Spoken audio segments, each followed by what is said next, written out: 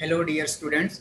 आज के इस वीडियो में हम लोग क्लास 12 का एक नया चैप्टर स्टार्ट करने जा रहे हैं, ट्रिग्नोमेट्रिक फंक्शंस। और ये आपका चल रहा है लेक्चर नंबर 1। और इस लेक्चर में हम लोग देखने वाले हैं trigonometric equations and their solution. तो ट्रिग्नोमेट्रिक इक्वेशन क्या होते हैं, उससे पहले हम लोग थोड़ा इक्वेशन देख लेते हैं। तो इक्वेशन का मतलब क्या होता है, कोई भी एक्सप्रेशन जिसमें इक्वल की साइन आती है उसको हम लोग इक्वेशन बोलते हैं। जैसे 2x प्लस 3 इज इक्वल टू 5, इसमें इक्वल की साइन आ गई तो इसको हम लोग क्या बोलेंगे, इक्वेशन। ठीक है। अब ट्रिग्नोमेट्रिक इक्वेशन क्या होते हैं वो हम लोग उसकी डेफिनेशन देख लेते हैं। So trigonometric equation, an equation involving trigonometric function और functions is called trigonometric equation. मतलब कोई भी इक्वेशन जिसमें ट्रिग्नोमेट्रिक फंक्शन आएगा उसको हम लोग बोलेंगे trigonometric equation. For example, first example अपने को यहाँ पे दिया हुआ है sin x is equal to 0। तो ये एक ट्रिग्नोमेट्रिक इक्वेशन है। फर्स्ट ऑफ ऑल तो इक्वेशन मतलब आपको बता दिया, sin x मतलब ट्रिग्नोमेट्री आ गया तो अपने बोलेंगे इसको ट्रिग्नोमेट्रिक इक्वेशन। और जैसे ये इस इक्वेशन को हम लोग क्या बोलते हैं, अलजेब्रिक इक्वेशन। इसमें अपना वेरिएबल क्या है, x। उसी तरह से यहाँ पे अपने पास वेरिएबल क्या है, x। ठीक। दूसरा एग्जाम्पल अपने पास में है tan theta is equal to under root of 3। So यहाँ पे अपना वेरिएबल क्या है, थीटा। क्लियर। थर्ड एग्जाम्पल अपने पास में है 4 cos square alpha is equal to 3। तो यहाँ पे अपना वेरिएबल क्या है, अल्फा। और फोर्थ अपने पास में एग्जाम्पल है cos 3 theta is equal to cos 5 theta. यहाँ पे अगेन अपना वेरिएबल क्या है, थीटा। सो वेरिएबल x हो, थीटा हो, अल्फा हो, बीटा हो, कुछ भी हो, डजेंट मैटर। कोई भी इक्वेशन जिसमें इक्वलिटी की साइन और ट्रिग्नोमेट्रिक आ गया उसको अपन बोलेंगे ट्रिग्नोमेट्रिक इक्वेशन। इक्वेशन है, ऑब्वियसली इक्वल की साइन रहेगी, बट इंपॉर्टेंट क्या है, उसमें ट्रिग्नोमेट्रिक फंक्शन आना चाहिए। क्लियर। तो उस इक्वेशन को अपन बोलेंगे ट्रिग्नोमेट्रिक इक्वेशन। और भी अपने पास में कुछ एग्जांपल्स हैं। जैसे अगर मैं आपको फिफ्थ एग्जांपल बताऊं, x is equal to sine omega t plus alpha. ठीक, ओमेगा टी प्लस अल्फा। या फिजिक्स में पढ़ोगे, इसमें साइन आया, ये भी एक ट्रिग्नोमेट्रिक इक्वेशन है। ठीक। अब अगर अपने पास में कोई भी इक्वेशन है तो उसका कुछ ना कुछ सॉल्यूशन रहेगा। जैसे 2x प्लस 3 is equal to 5। So 2x is equal to हो जाएगा 5 minus 3। That means 2x is equal to 2। 5 minus 3 is equal to 2। So x is equal to अपने पास कितना हो जाएगा, 1। तो इस इक्वेशन में x वेरिएबल जो अपने पास में है उसका वैल्यू कितना है अपने पास में, 1। अब इसी तरह से कोई भी ट्रिग्नोमेट्रिक इक्वेशन अपने पास में है तो उसमें उस वेरिएबल की कुछ ना कुछ वैल्यू तो रहेगी। फॉर एग्जाम्पल, अगर अपन पहला वाला एग्जाम्पल उठाते हैं sine x is equal to 0। तो sine x is equal to 0 का मतलब कैसे बोलेंगे इसको, साइन कौन से एंगल पे 0 देता है, तो साइन 0 डिग्री पे 0 देता है। ठीक। तो x की वैल्यू अपने पास में क्या हो जाएगी, 0। कैसे, since sine x is equal to sine 0 that means x must be equal to 0। अच्छा, क्या सिर्फ यही एक इसका आंसर है, देखते हैं। साइन 0 पे 0 होता है एंड साइन पाई पे भी 0 होता है। क्लियर। ग्राफ अगर हम साइन का देखें तो देखो, साइन का ग्राफ कुछ इस तरह से रहता है। ठीक। सो यहाँ पे क्या है, साइन यहाँ पे 0 है तो साइन यहाँ पे क्या देगा, 0। और फिर वापस ये हाफ सर्कल कंप्लीट हुआ मतलब 180 डिग्री, यहाँ पे फिर से क्या हो रहा है, 0। फिर से हाफ सर्कल कंप्लीट हुआ, यहाँ पे फिर से आके एक्स एक्सिस कट किया मतलब 0। तो साइन 0 पे 0 दे रहा है, पाई पे 0 दे रहा है, 2 पाई पे 0 देगा। सिमिलरली आगे बढ़ेगा, फिर से हाफ सर्कल कंप्लीट करेगा मतलब 2 पाई के आगे जाएगा, इधर हो जाएगा 3 पाई, यहाँ पे भी 0 दे रहा है। और इसी तरह से साइन पीछे चलेगा तो सबसे पहले उस किधर आएगा, माइनस पाई पे। ठीक। तो साइन यहाँ पे दूसरा आंसर हो गया x का, पाई। इसी तरह से इसको हम क्या लिख सकते हैं, साइन 2 पाई। 2 पाई भी क्या देगा अपने को, 0। क्लियर। तो 0 पाई 2 पाई, इसी तरह से माइनस पाई माइनस 2 पाई। तो अगर मैं इसको जनरलाइज करके लिखूं तो मैं इसको लिख सकता हूं x is equal to N pi. और n की वैल्यू क्या रहेगी, n रहेगा इंटीजर। क्यों, क्योंकि यहाँ पे 0 भी आ रहा है, प्लस भी आ रहा है, माइनस भी आ रहा है। सो दैट मीन्स बेटर क्या है, x is equal to N pi and n belonging to integer. Clear. अब इसके बाद एक एग्जाम्पल और हम लोग देखते हैं। तो suppose sine theta is equal to √3/2। ठीक। तो सबसे पहले क्या बोलेंगे, अपने को अगर मैं बोलूँ इस इक्वेशन को सॉल्व करो, तो कहने का मतलब है इक्वेशन को सॉल्व करना मतलब थीटा की वैल्यू फाइंड आउट करना है, जैसे हमने यहाँ पे किया। ठीक, तो sine theta is equal to कौन से एंगल पे √3 मिलता है अपने को? 60 डिग्री। 60 डिग्री मतलब π/3। So if sine theta is equal to sine π/3, that means theta is equal to π/3। अच्छा, क्या सिर्फ यही एक इसका सोल्यूशन है? नहीं, और भी सोल्यूशन हो सकते हैं। साइन π/3 के आगे अपन जाएंगे तो अपने को और भी आंसर मिल सकते हैं। तो अभी हम कुछ एग्जाम्पल देखने वाले हैं जिसमें हम लोग देखेंगे कि क्या किसी भी ट्रिग्नोमेट्रिक इक्वेशन का सिर्फ एक ही एग्जाम्पल सॉल्यूशन होता है, एक ही आंसर होता है, या कई सारे आंसर होते हैं। ठीक है, तो अब कोई भी ट्रिग्नोमेट्रिक इक्वेशन अपने पास में है तो उस ट्रिग्नोमेट्रिक इक्वेशन में ऑब्वियसली वेरिएबल रहेगा, जैसे x हो सकता है, थीटा हो सकता है, अल्फा हो सकता है। तो अगर ट्रिग्नोमेट्रिक बोला गया ट्रिग्नोमेट्रिक इक्वेशन को सॉल्व करो, इसका मतलब x की वैल्यू फाइंड आउट करो, थीटा की वैल्यू फाइंड आउट करो, अल्फा की वैल्यू फाइंड आउट करो, एंड सो ऑन, कुछ भी आ सकता है।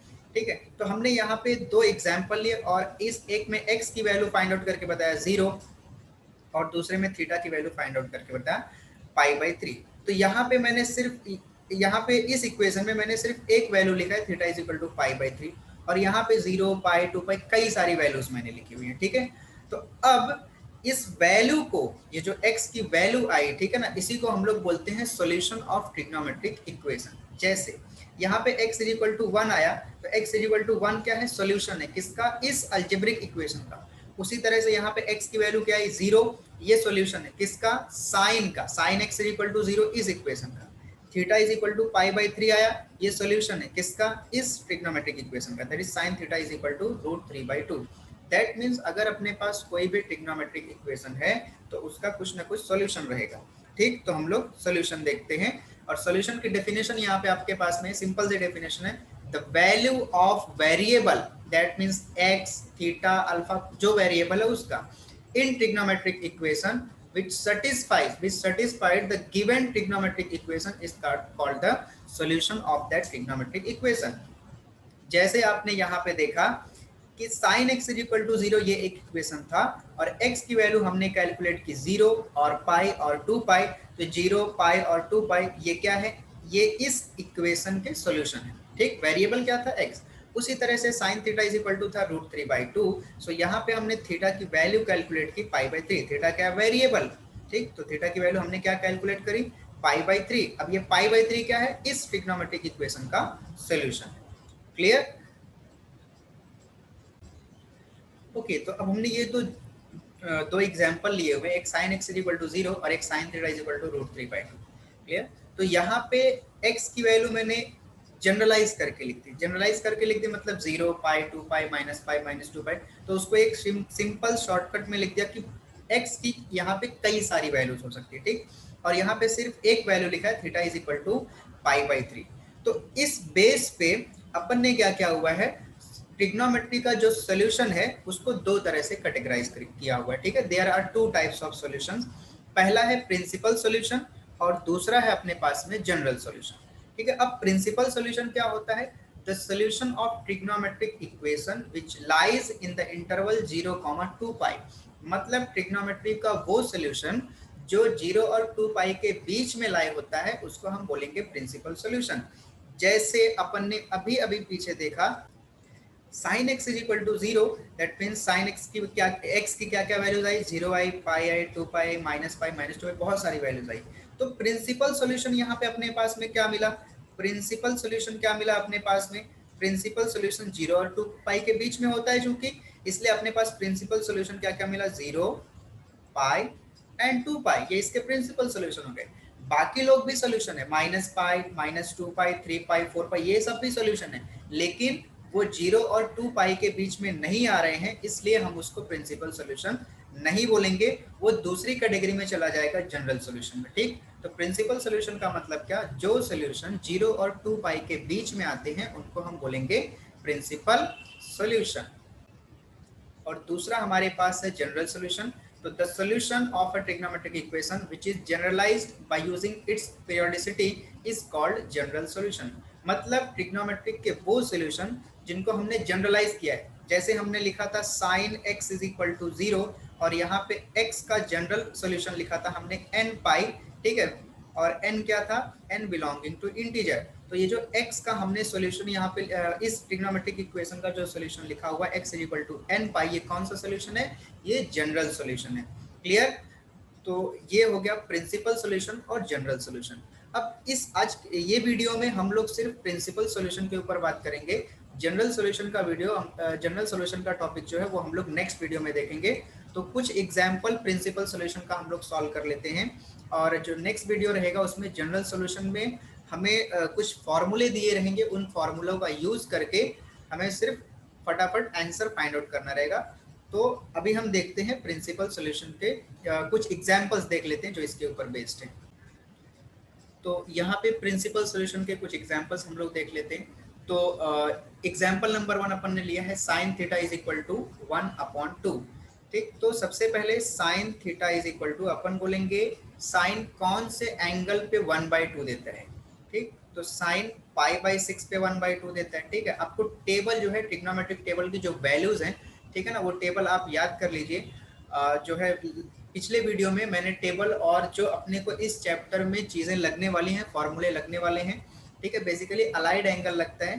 ठीक है, तो अलाइड एंगल के बारे में मैंने वहाँ पे ट्रिक बताया हुआ है कैसे उसको याद करना है। सो आप एक बार वो वीडियो जरूर देखिए, जो उसका लिंक है मैं डिस्क्रिप्शन बॉक्स में दे दूंगा, ताकि आप जाकर के वहाँ पे आराम से देख सकते हैं। तो sine theta is equal to sine π/6, that means इसका एक सोल्यूशन हो गया अपने पास में, theta is equal to π/6। Okay, तो ये π/6 मतलब कितना, 30 डिग्री। सो 30 डिग्री इस 0 और 2π के बीच में आता है। यस, क्योंकि ये इसको अगर हम लोग डिग्री के फॉर्म में लिखे तो 0,360 डिग्री यही होगा।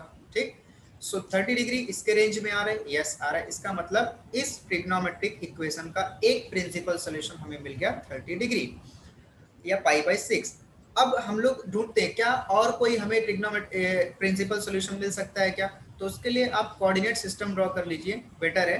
ठीक, फर्स्ट क्वाड्रेंट में ऑल ट्रिग्नोमेट्रिक फंक्शंस क्या होते हैं, पॉजिटिव होते हैं। सेकंड में साइन पॉजिटिव होता है और उसका अपोजिट पॉजिटिव होता है।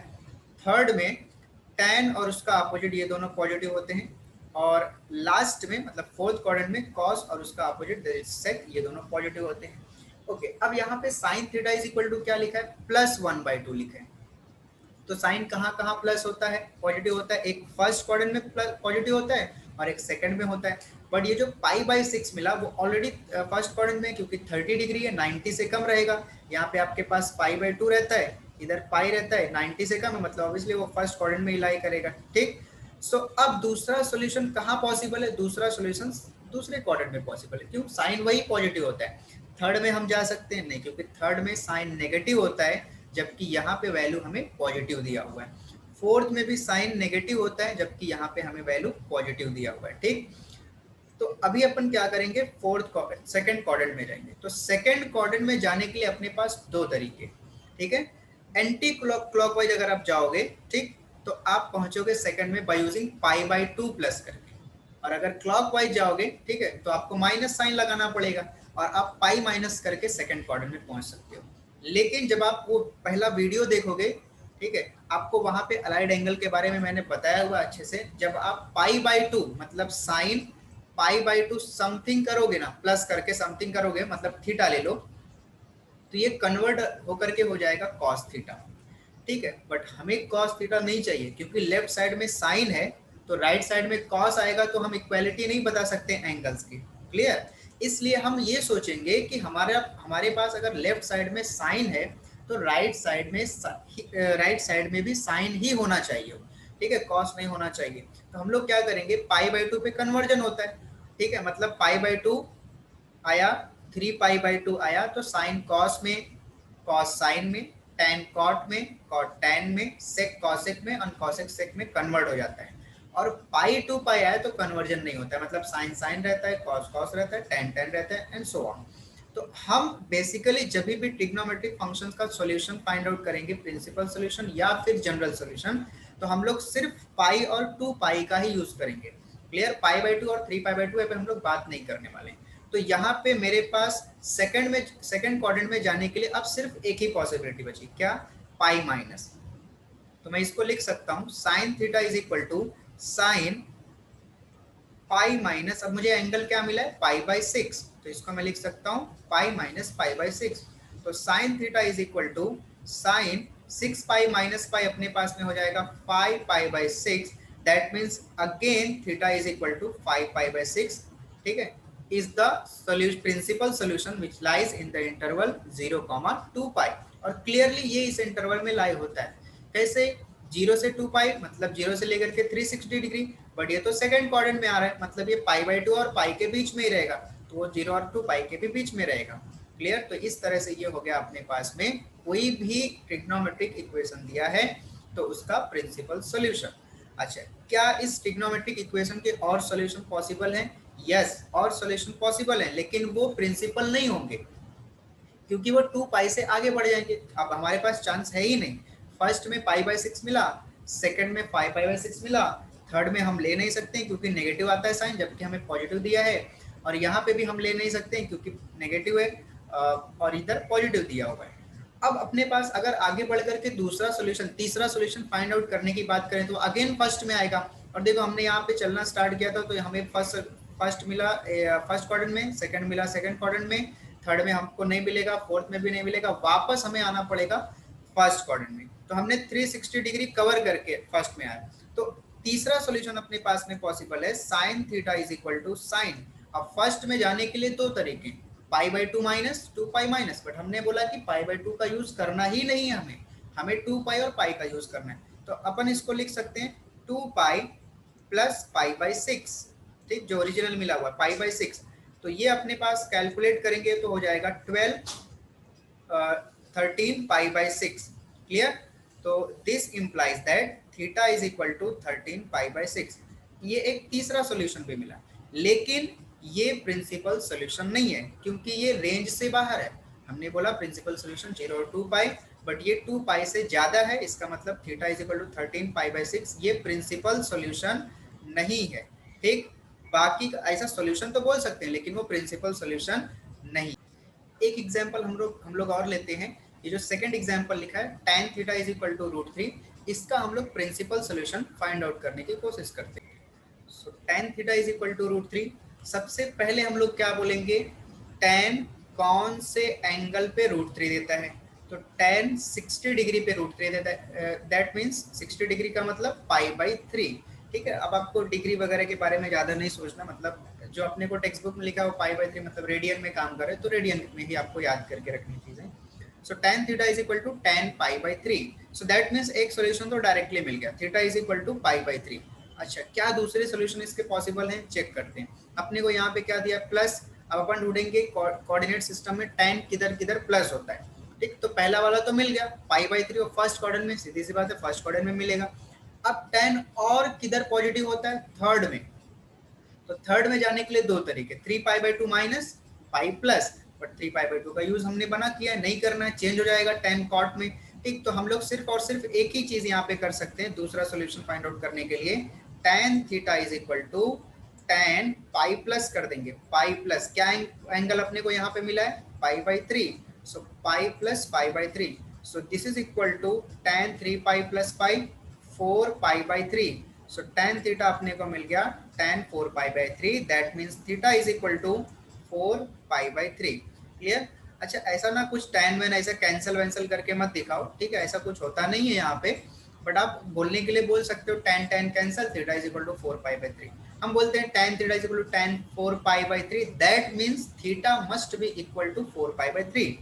क्लियर। तो इस तरह से अपने को ये दो प्रिंसिपल सॉल्यूशन मिले, पाई बाई 3 जो कि 0 और 2 पाई के रेंज में आता है, 4 पाई बाई 3 ऑब्वियसली 0 और 2 पाई के रेंज में आएगा ही आएगा क्योंकि थर्ड क्वाड्रेंट में है, ठीक है, तो वो 0 और 2 पाई के बीच में तो आएगा ही आएगा। तो इस trigonometric equation tan theta is equal to √3, इसके और भी आगे सॉल्यूशन पॉसिबल है लेकिन वो प्रिंसिपल सॉल्यूशन नहीं होंगे। प्रिंसिपल सॉल्यूशन जो 0 और 2 पाई के बीच में, तो अपने को दो मिल गए। अब आगे अपन एक और मिल सकता है, अपन यहाँ थर्ड में मिला, अगेन वापस 360 घूम के फर्स्ट में जाएंगे, एक और सॉल्यूशन मिलेगा थर्ड वाला, फिर वापस आएंगे इसमें एक फोर्थ मिलेगा, फिर वापस जाएंगे, तो इन दोनों में अपने को सॉल्यूशन मिलते जाएंगे, √3 के सॉल्यूशन मिलते जाएंगे। क्लियर। तो आज के इस वीडियो में जो भी आपको समझाया गया, बताया गया, मुझे उम्मीद है आपको समझ में आया होगा, ठीक है। प्रिंसिपल सॉल्यूशन के बारे में हम लोग एक्सरसाइज सॉल्व करने वाले हैं, उसमें हम लोग और अच्छे से चीज़ों को क्लियर कर लेंगे। तो नेक्स्ट वीडियो में हम लोग जनरल सॉल्यूशन के कुछ फॉर्मूले लेंगे और जनरल सॉल्यूशन के ऊपर एग्जाम्पल सॉल्व करेंगे और साथ ही एक्सरसाइज देखेंगे। तो मिलते हैं नेक्स्ट वीडियो में, तब तक के लिए थैंक यू सो मच।